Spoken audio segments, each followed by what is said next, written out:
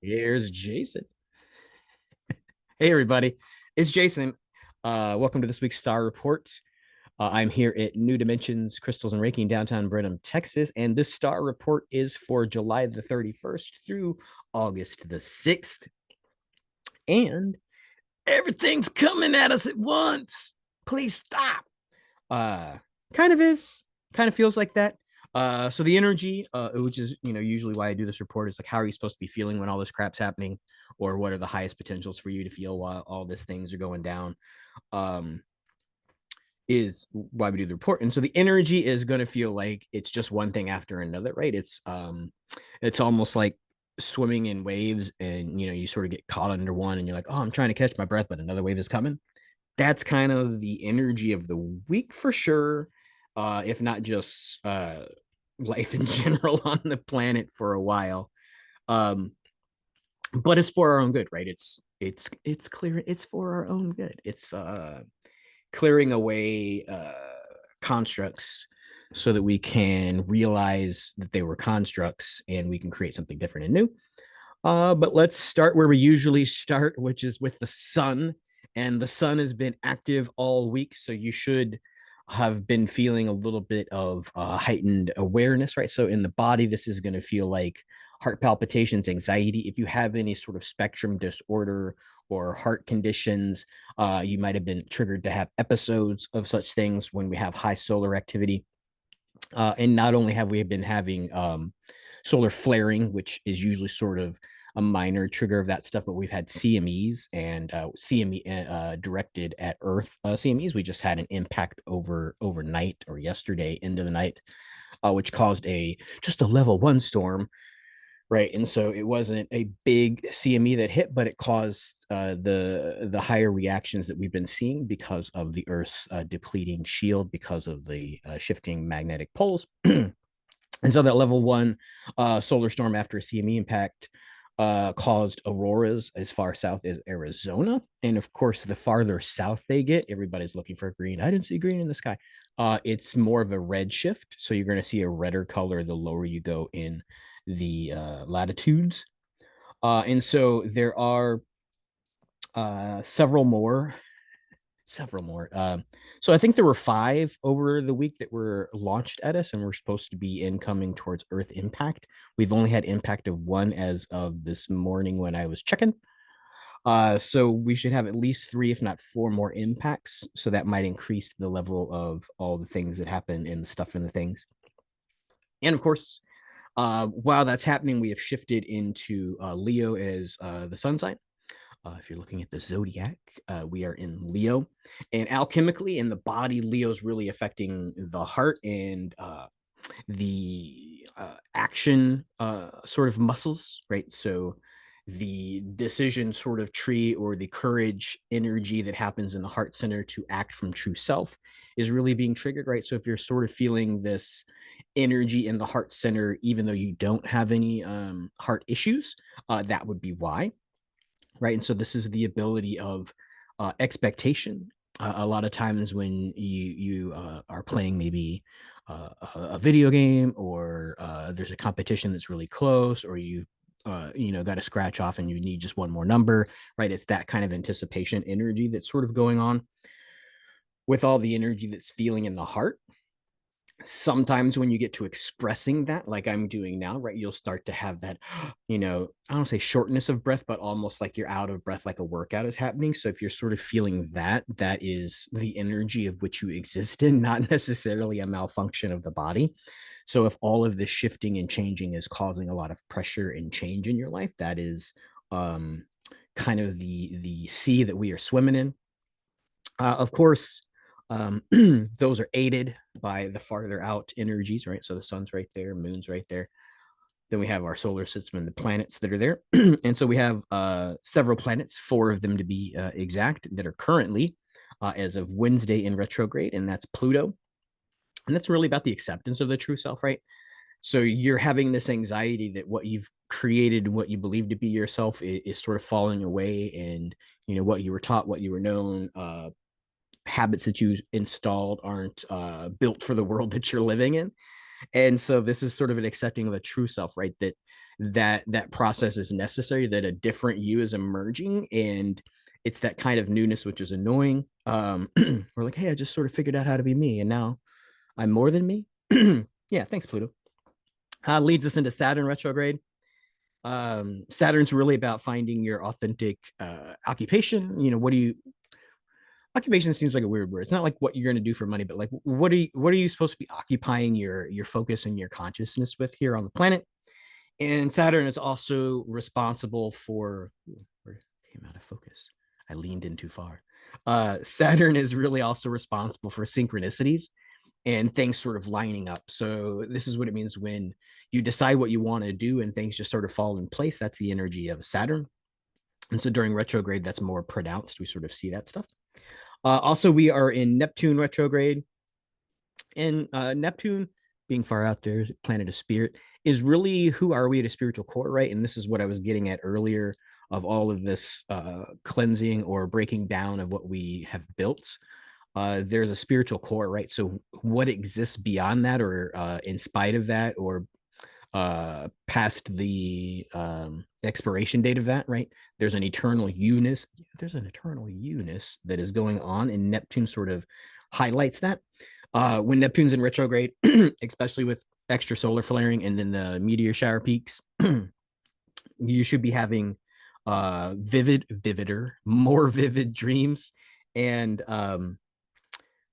it gives you the ability to really act on that guidance, right? There's a sight that is being opened inside of you when that's happening. And then, of course, Chiron is in retrograde, and Chiron is about recognizing and releasing old patterns, right? So if things are collapsing and the patterns that we've built aren't rebuilding or aren't making us feel confident moving through, then that's the idea of what Chiron's doing. It's really also expanding the idea of self-worth, like you're worthy of this as a divine eternal soul that is never going to die, right? And so a lot of times we get clouded or piled upon about belief systems and things that have gone right or wrong, or that didn't turn out as expected in life, and sort of defined ourselves as that. And so this is really seeing your soul as a core of being worth that, despite what you've built or done and piled on top of yourself.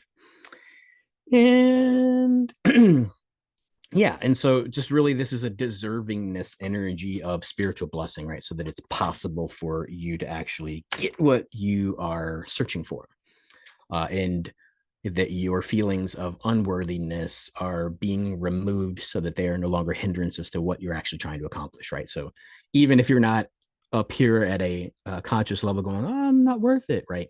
If there's a core belief in there, that's being sort of exposed and rendered, say, helpless, but powerless by Chiron. Which leads us into today, Wednesday, the 31st. The energy of today is really being governed by Chiron. And so Chiron is really, if you want to think about Chiron as a review, really look at what kind of spiritual year you had over 2023 and how much you've changed as an understanding of a spiritual being. Even if you're not doing practice, right? Even if you like look at me as a novelty and you're not sitting at home meditating an hour a day or doing any spiritual practices or lighting incense or any of that stuff, if you can still notice looking back that there's a different spiritual understanding in regards to who you think about when no one is around, and then how you're interacting in your points of view from a higher perspective of regular life, of like interacting with people that are physical beings and stuff like that. And so the energy really of today is that you are at whatever stage you're at, however hard you're working towards it, that you're, by nature of what's shifting in the planet, you're moving towards self-actualization, self-realization, which is a technical term or a spiritual term of ascension, that you're becoming the ascended part of the self. So that's pretty cool, I think. And I can sort of notice like January of 2023 to now is like a holy shit, like a lot of effort and work and shift in my beingness is different. So that was a highlight for me when I was looking at what I was going to report. Leads us into tomorrow, first day of August, Thursday. And the thing that's going to be really affecting that is going to be, the north node of the moon, right? Because we're moving towards a new moon, and that's really sort of new beginnings. And when we head towards that, then the north node is really the affect it has on us is how we're expressing ourselves into this now, right? So when it's governed by a sign, it's usually in a sign. That north node is in Aries. And so as the new moon approaches with Aries, it's really this sort of who are we expressing ourselves as a higher self, right? So no longer Jason with a master's degree in doctoral work in religion and 20 years experience in metaphysics. It's not that. It's who is Jason as an actualized soul, right? So stripped of that, right? All of those things were built in search of discovering who I was. And so that's the higher self, right? So the higher self sort of exists beyond that and encompassing that. Yeah, so it really starts to, when you realize, when you have self-actualization or realization, you start to actualize that you're this thing and not those things, and then these things become brand new or made new. Sounds like a very biblical term, but fun times. Yay, Thursday. Enjoy tomorrow, everybody. Also, it's the 8th month of the 8th year, or the number of 2024 is an 8.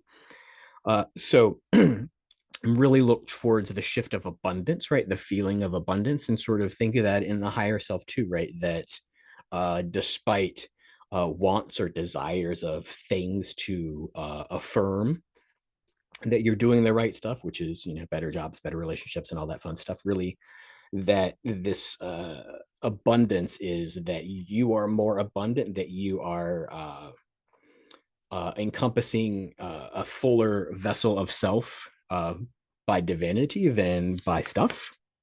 That sounds really high-minded for a Wednesday morning, but what else? Moving into, is it Friday? Yeah. The next day, Friday. I wrote this down on a different notepad today, and it feels very nice. I can see my writing a lot better. And so that leads me into Friday and Saturday, because there's not much cosmically shifting, right? You're going to bake in that same energy. And I'm assuming the sun's going to continue to be active through the weekend, probably into next week, because there's some big sunspots moving into the Earth facing disk that were active on the backside.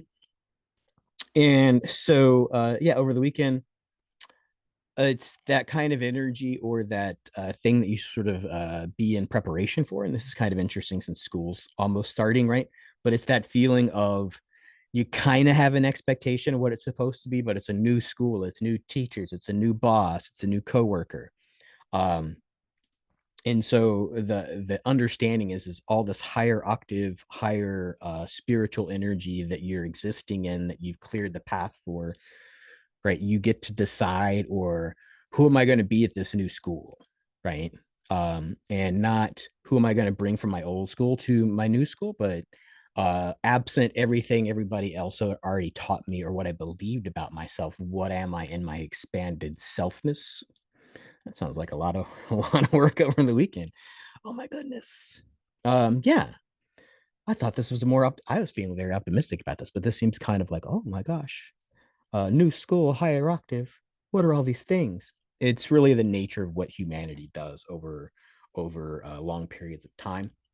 It's just the accumulation of energy and the ability to process it through what we are in a physical form now. You can dump more data through it, right? So it's just think about this as this is a shift from radio to television, or from like crappy televisions from the 1940s to 8K, super digital, all the megapixels kind of reality, right? And we're just dumping that much data through us. So that's the shift, that this is a higher octave, right? There's just more data available. And with more data available, we become something different, right? So it's almost like TV isn't really like TV before, where we're seeing images which aren't necessarily a reality that is shifting, right? So we're like, even this little camera that's on my computer, right? This isn't what I look like in person, right? So this idea that we're heading into a different thing is the shift, the weekend stuff, the new school, right? Who are we when we have all this extra data, right? Beyond the data. Fun times. Moving into Sunday, the 4th of August is the new moon, right? So it's new starts, right? So you're preparing over the weekend, you're getting ready to do this new starts, and it's really when you think of new moon and new starts, it's like if you walk into a place where you have a mirror and it's dark, and you know you should see a reflection, but you don't, right? This is, well, who are you in that moment, right? So when you can't see physical features, when you can't, and nobody else is around, right? And nobody else is around telling you who you are, what you should be thinking, or if it's hot or cold in your house, that's the kind of energy of new moons. And so sort of work into that and sort of have that expectation that there's a reset, right? Who would you like to be? Who is your soul? What is the synchronicity of Saturn saying that you've lined up to do, right? This year uh or so, from January of 2023 to now, like, what have you grown as a spiritual being? Just sort of have fun with that. Be a fun practice. You might even just do it on purpose, right? Walk into a place where you have a mirror when it's totally dark, like no night lights, no power lights from a toothbrush or anything like that, just dark. See how that feels. Leads us into Monday, 8/5, August the 5th. Mercury retrograde begins. Probably kind of begins Sunday evening, but I just wanted to keep it till Monday.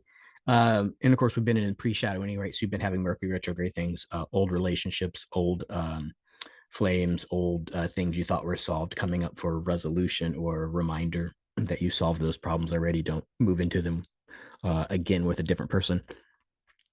Yeah, so Mercury retrogrades, that makes 5 planets.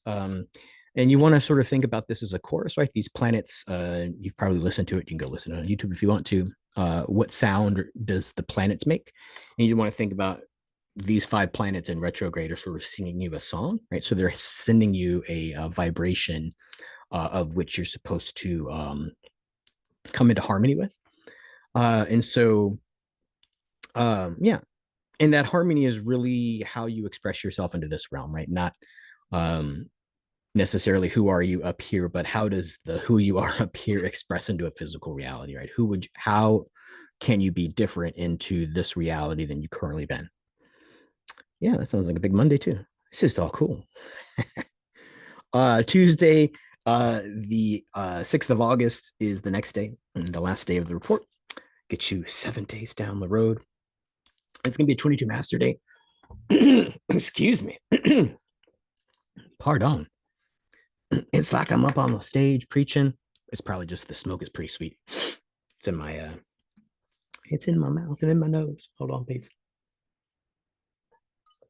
Pause before the last day for dramatic effect. Tuesday, August the 6th, 22 Master Day. Really extend the boundaries on a Tuesday of what you think is possible, right? So you've thought that you were working towards, this all your life, whether that be spouse and kids, whether that be job and retirement, whether that be homesteading, whatever this you were working towards, right? Sort of expand the possibilities of what that is. And then expand the possibilities. I know it's kind of hard how the drama presents itself on TV to sort of see that it can change, right? It feels like just sort of an aside. I used to watch as a kid, waiting to go to school, kindergarten, maybe even first grade. Definitely nursery school and kindergarten. My mom liked to watch All My Children, and the longer you watched it, it always was the same thing, right? Oh my gosh, look at all this drama. And when it became resolved, there was just, oh my God, it's the same drama in a different location of, where was All My Children set?